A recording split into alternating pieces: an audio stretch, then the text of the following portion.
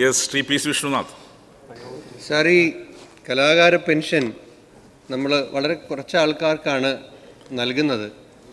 പക്ഷേ അതിൽ തന്നെ ഈ ഒന്നാം പിണറായി സർക്കാരിൻ്റെ കാലത്ത് വന്ന 2 ഉത്തരവുകൾ വഴി ഈ ക്ഷേമനിധി പെൻഷൻ വാങ്ങുന്നവരുടെ സാമൂഹ്യ പെൻഷൻ നിർത്തലാക്കിയിട്ടുണ്ട്.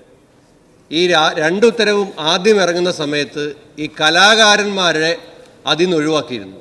ഈ സാംസ്കാരിക വകുപ്പ് വഴി കലാകാരന്മാർക്ക് കൊടുക്കുന്ന പെൻഷൻ, അവർക്ക് ക്ഷേമനിധി പെൻഷൻ ഉണ്ടെങ്കിൽ സാമൂഹ്യ പെൻഷൻ കിട്ടുന്നതിൽ നിന്ന് അവരെ ഒഴിവാക്കുന്നതിൽ നിന്നും ഇവരെ ഒഴിവാക്കിയിരുന്നു.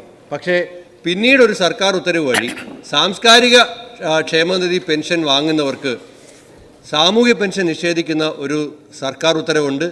ഈ വളരെ പാവങ്ങളാണ്, തുച്ഛമായ 1600 രൂപയുള്ളൂ.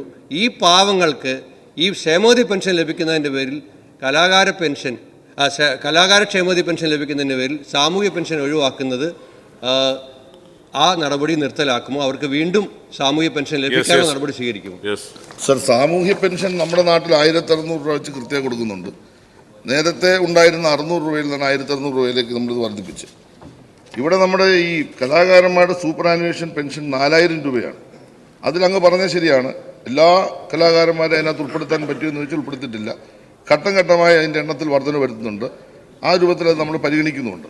അതുപോലെ തന്നെ ഈ 1600 എന്നുള്ളത് വർദ്ധിപ്പിക്കണമെങ്കിൽ പൊതുവായ ഒരു സംവിധാനത്തിൻ്റെ ഭാഗമായിട്ട് വർദ്ധിപ്പിക്കാൻ കഴിയത്തുള്ളൂ. അത് ഗവൺമെൻറ് മൊത്തത്തിൽ ആലോചിക്കേണ്ട കാര്യമാണ്. എന്തായാലും ഒരു കാര്യം ഞാൻ പറയാം, ഒരു കലാകാരനും 1600, കാരണം നേരത്തെ ഉണ്ടായിരുന്ന 250, ഒന്നാം പിണറായി ഗവൺമെൻറ് കാലത്ത് 1500 ആക്കി, ഇപ്പോൾ രണ്ടാം പിണറായി ഗവൺമെൻറ് വന്നപ്പോൾ 1600 ആക്കി.